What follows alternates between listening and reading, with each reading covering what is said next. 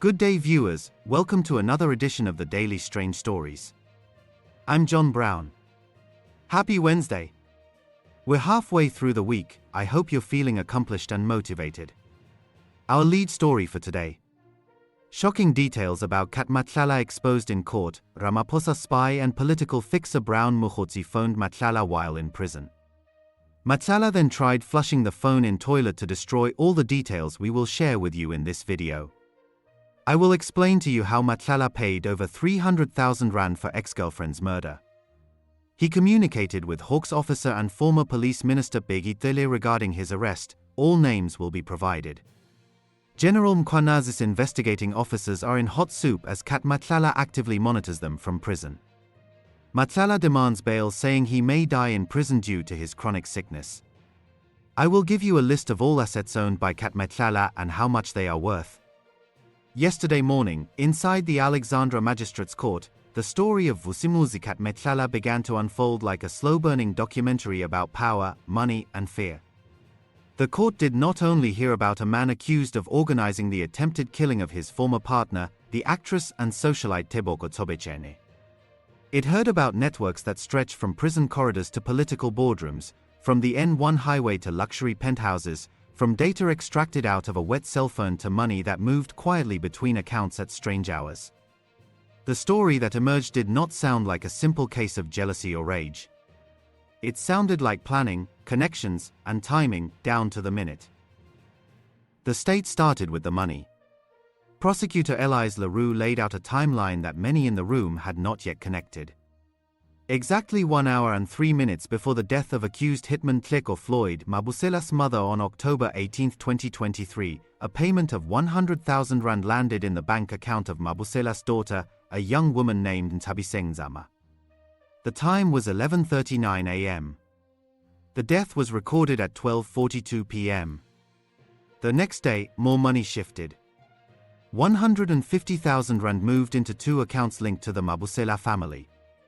From there, 50,000 rand was transferred into a company where the only director was accused too, who the court understood to be the same Mabusela.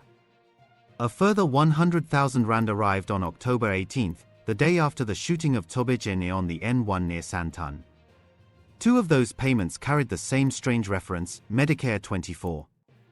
Those who had followed the public tenders knew that Medicare 24 was the name linked to one of the businesses tied to Matlala. When you listen closely to such numbers, you begin to notice the rhythm of a plan. The prosecutor pushed the point of timing. Why would funeral expenses be paid before the death? Why would large sums arrive exactly as a shooting took place or just after, with a reference linked to one of the accused's companies? The state suggested that this was not the ordinary manner of supporting a family during illness and grief. It sounded like staged cover, dressed as generosity. But the accused had his own explanation. In an affidavit read into the record by his advocate, the well-known Silk Lawrence Hodds, the man in the dock denied the laundering accusation. He said there was nothing secret about the payments. He repeated that the funds were made from his business accounts directly to the accounts that received them. He said this was not a masked scheme because it was all visible on the statements police themselves showed him when he was detained at Boksburg East Police Station. In his version, the 20,000 rand on October 12 was to help with medical costs for a terminally ill woman who had contributed to his own emotional support over the years. The 100,000 rand on October 18 was for funeral arrangements after her passing. He described the woman as being instrumental in his upbringing, and he said he paid to honor her. In his words, these were ordinary acts of support. I was informed by accused about the death of his mother that morning, and I contributed an amount of 100,000 rand to assist with funeral arrangements into the same account. However, the police only relied on the 100,000 rand which appears on the bank statement as having come from my company account via EFT, insinuating that I had paid this money as a fee for the shooting of the victims mentioned in the charge sheet. The state did not accept this. LaRue highlighted that the first payment was on October 12, 5 days before the shooting on the N1. The court heard about an audio recording sent by Mabusela to co-accused Musa Malagani Gegana on that very date. In that recording, Mabusela spoke excitedly about meeting and pushing Kat to do something that would help them all, even mentioning a car that Gegana wanted to buy. That same day, 20,000 rand moved from the account of a security company linked to CAT into the FNB account of accused Tu's daughter. If one maps it out, the pieces sit neatly, a message about discussing CAT and money, followed by a shooting 5 days later, and then more money moving as the dust settled on the highway. The courtroom air grew heavier when the story of the phone came up. This was not just any phone, the prosecutor said. This was a phone found inside a prison cell at Vusimuzi. A phone that should not have been there. The court was told that when officials surprised the accused in his cell, he rushed to the toilet and tried to get rid of the device. The correctional service officials chased time and pulled it out. The phone was placed on flight mode, placed into the hands of a member of the investigation team, and sent immediately for forensic extraction. What that phone contained was not just contacts and messages. It contained a paused video of a press briefing by KwaZulu-Natal Police Commissioner Lieutenant General Nhlanhla Mkhwanazi, recorded on July 6, 2025.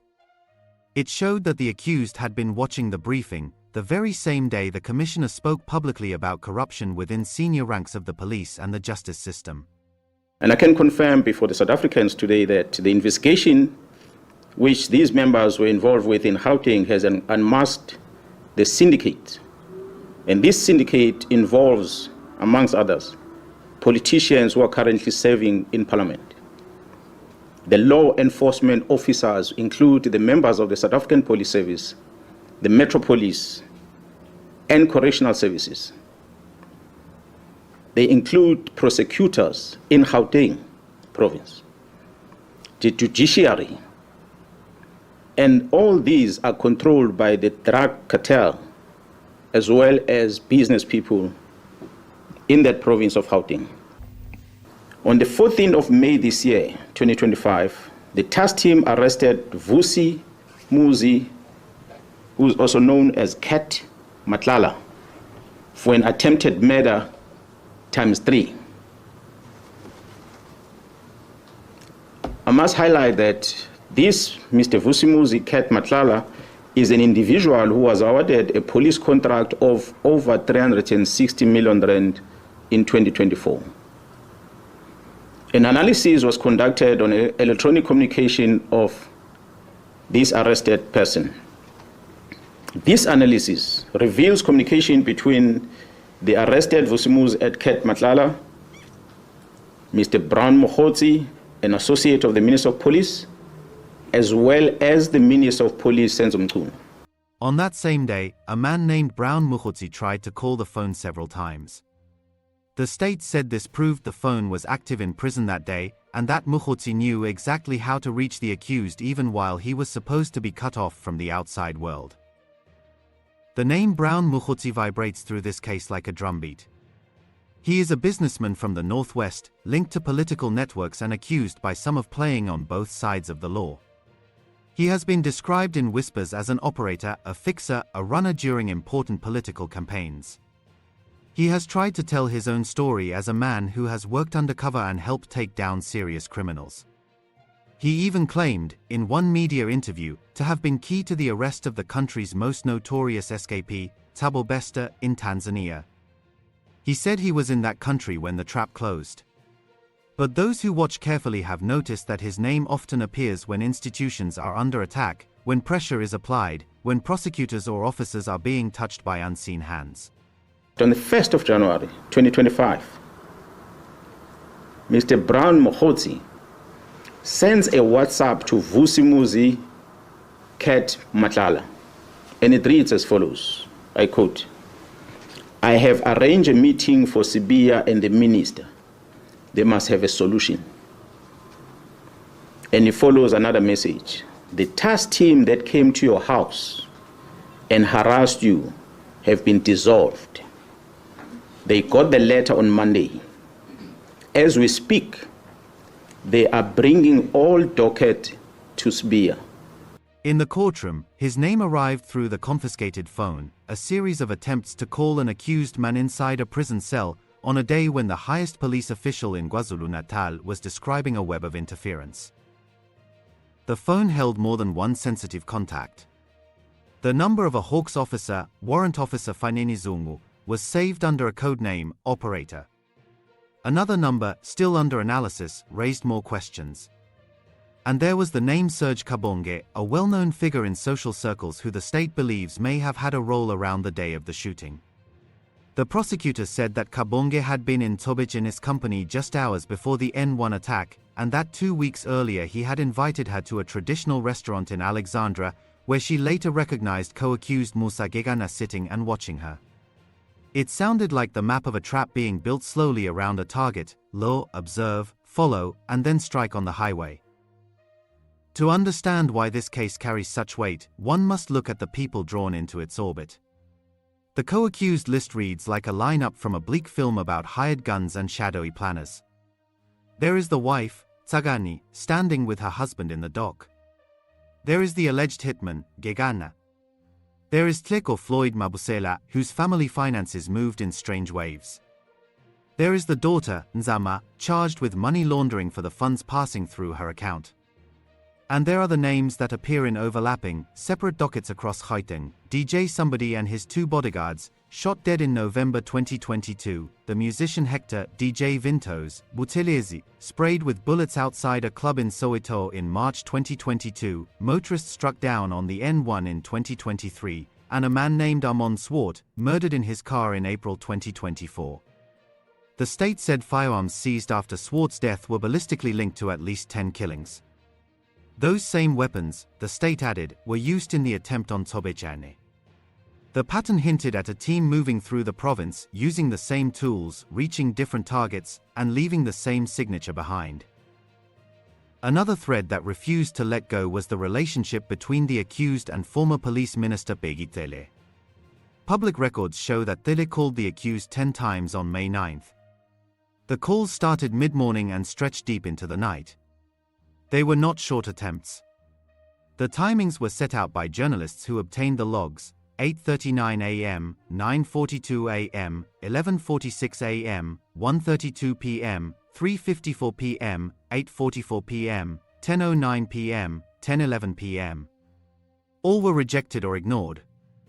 In the bigger picture, this was a charged time.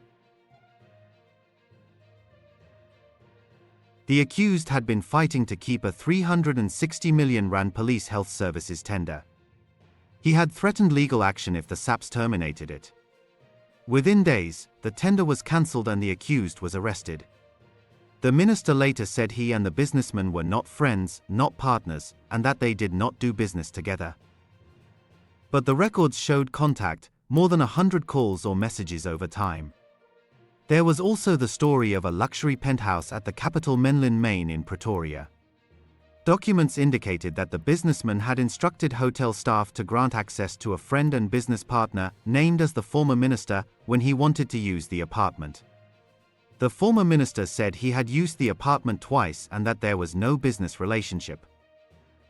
When different pieces like this begin to settle into one picture, the image looks troubling.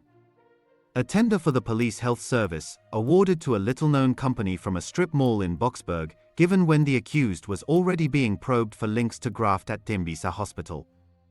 Then cancelled for reasons that included misrepresentation and underperformance. Meanwhile, KwaZulu-Natal Police Commissioner General Mkhwanaz goes on television to say the justice system has been infiltrated, and he names both the accused and the Northwest fixer. Within days, a phone inside a prison cell shows the accused watching that same televised briefing. The fixer tries to call that same device again and again. The court hears that the accused had saved a Hawks officer as operator. And photographs of guns from Gauteng killings line up with ballistic matches to the N1 attack on Tobechane. It becomes hard to describe this story as a simple lover's dispute. It is also important to record that this particular victim, whom I dated until 2021, contacted me on several occasions to ask for my help after the vehicle that she was traveling in was shot at. She reached out to me from the month of October 2023, ostensibly after the shooting at her vehicle, until around June 2024, still asking for my help and protection since I am in the security industry. I invite the state to confirm this aspect with the victim and advise her to refrain from contacting me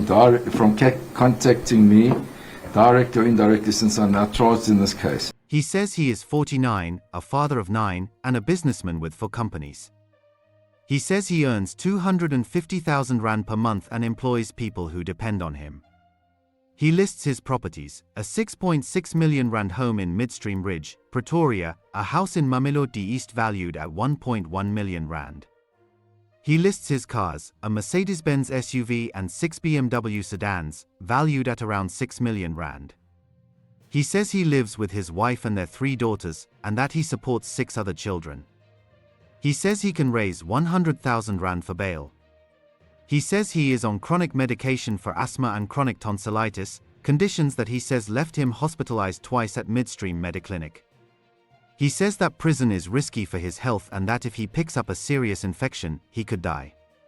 He says his continued detention stops him from preparing his case, paying his legal fees, and running his companies.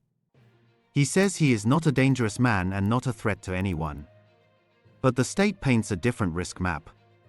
It says he has been arrested many times and faces serious counts now: 3 counts of attempted murder, conspiracy to commit murder, money laundering, and more charges in separate cases. It says he has traveled out of South Africa at least 7 times, has access to private jets, and has used or possessed falsified identity documents, including an Eswatini passport with the name Vusimuzi. A photo of an Eswatini identity card belonging to the applicant was found on his WhatsApp chats. Preliminary investigation points to the fact that this identity card may be false. I attached a copy of this photo as Annexure HM2. False or not, this identity card will enable the applicant to cross the border between South Africa and Eswatini. Paragraph 7. What is more suspicious is the fact that the applicant presents himself as Vusimuzi Dlamini on this identity card. It says he has already been caught with a cell phone inside a high-security prison and tried to destroy it. It says he has been able to monitor investigators from inside his cell, including watching their public statements in real time and holding contacts that include a Hawks operator. It says that when the police seized a funeral parlor receipt book this year, they found a receipt dated October 2023 inside a 2025 book, suggesting that invoices were backdated to fit a story about funeral payments. It says he is a flight risk and that he knows witnesses and co-accused, and keeps in touch with them. It says the phones show he was in touch with the fixer on days when the justice system was being publicly shaken. While the bail debate goes back and forth, the court keeps coming back to the N1 shooting. 2 women were in a car that night in October 2023, one a public figure, the other a friend. The shots ripped through metal and glass. Tobechane was hit in the foot. Her friend's spine was damaged and her life was changed. For months, the public watched Instagram posts and gossip pages and did not see the real danger behind the scenes. Now, in a quiet room without cameras, a prosecutor draws a line between payments and accounts, between a voice note about cat and a car, between a man at a restaurant looking at a woman, and the sudden spray of bullets on a highway. The courtroom also heard about a broader cluster of killings across Gauteng roads, running back to March 2022. Names and places pulled at the imagination: a BMW X3 outside a nightclub in Soweto, 27 shots at a DJ known for packing dance floors, a motorist executed on the N1 in March 2023, a man named Swart shot dead in April 2024, and the artist DJ Somebody, with 2 protectors, gone in a storm of bullets in November 2022. The ballistics pulled the same guns into different scenes. The suspects overlapped. The dots connected. The state suggested a roaming team that understood highways and exits, that could plan to catch a car in motion, that kept their tools close and their work consistent. The story of political interference stood beside this chain like a shadow. General Mkhwanazi's investigators revealed that powerful figures were pressing down on investigators and that a task team probing political killings had been disbanded to protect certain people. Inside the court, the accused tried to shift the focus. He filed a long affidavit accusing the state of tampering with devices, of planting data after seizure. He said an Eswatini passport was planted to frame him. He said a funeral invoice was not a fraud but evidence of his support for a grieving family. He said his phone showed contacts because he works in security and deals with people across law enforcement. He asked that his continued detention be seen as unfair. My attorneys have since written to the state to request the return of my mobile devices so that I can have them examined by my own expert to rebut what appears to be planted data information with a view to falsely incriminate me on these unsustainable charges. I have made this request following the revelations by General Mogotsi that my mobile devices were handed to the Independent Directorate Against Corruption, RDEC. I have never authorized them to have possession, much less access to my electronic devices. I've also not been served with a warrant of search and seizure of my electronic devices by both the current investigating team and RDEC. I am advised that there are strict procedures that must be followed in this regard, yet I have not seen any evidence in the disclosed copies of the docket that any such procedures were followed. 104. I suspect that the police, regard being had to their tactics, have planted false information in my electronic devices, including the so-called Eswatini identity card. The state is yet to show me the original identity card as well as proof of application therefore. The state has refused to disclose the outcome of the forensic investigations emanating from my electronic devices seized during the unlawful searches and seizures which took place during both December 2024 and May 2025. It is clear that there's something to hide. But as the court read out the chronology, some details became too precise to ignore. The timing of the 100,000 rand payment was exactly 1 hour and 3 minutes before a recorded time of death. The wording Medicare 24 matched the name of his company listed in his assets. The voice note came on the same day the first 20,000 rand went out.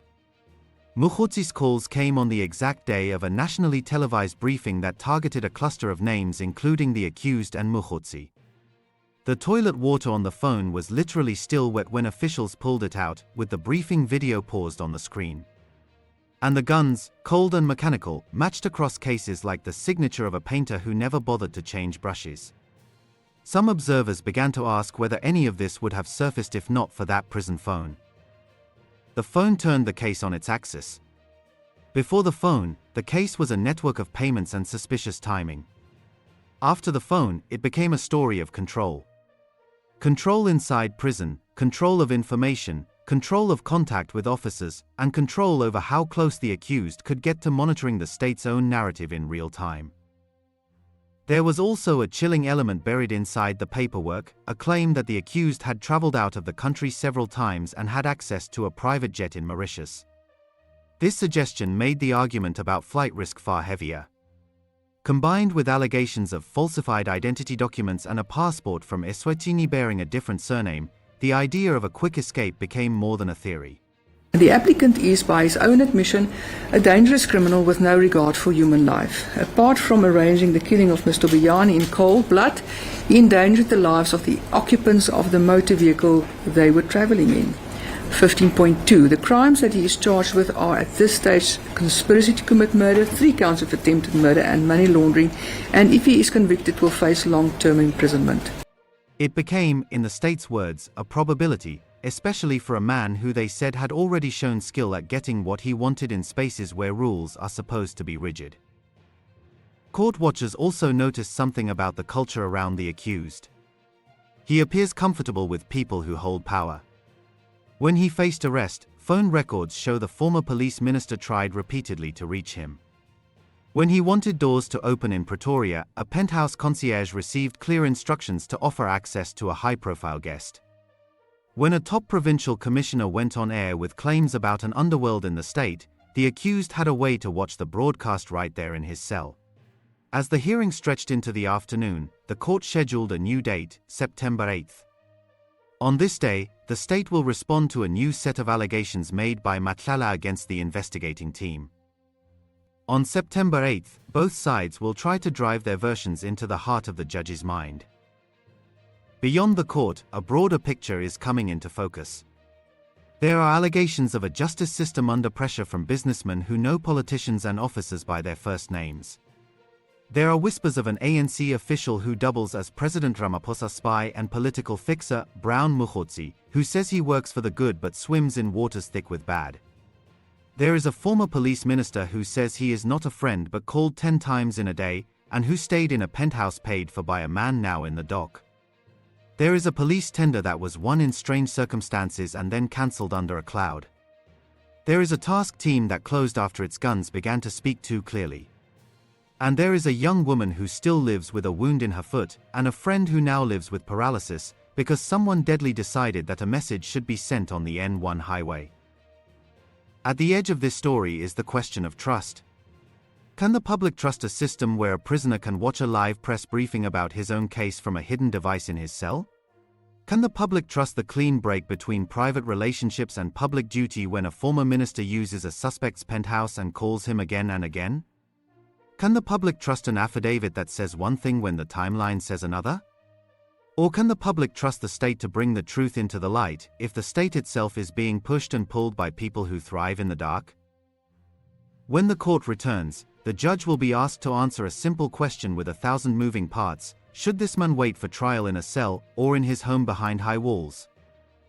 After everything you have heard about the phone, the calls, the guns, contacts with Hawks Warrant Officer Fanini Zungu, Cele, and Brown Mogotsi, and how Matlala allegedly paid nearly R500,000 for Tobij in his hit, should the magistrate grant Cat Matlala a bail, since he says he may die in prison due to his chronic illnesses, or should Matlala just rot in prison? Thanks for watching this news bulletin. Please share your opinion in the comments section. We would be glad to read and respond to your comments. Let's meet again tomorrow in our next strange story. I hope you have a wonderful Thursday.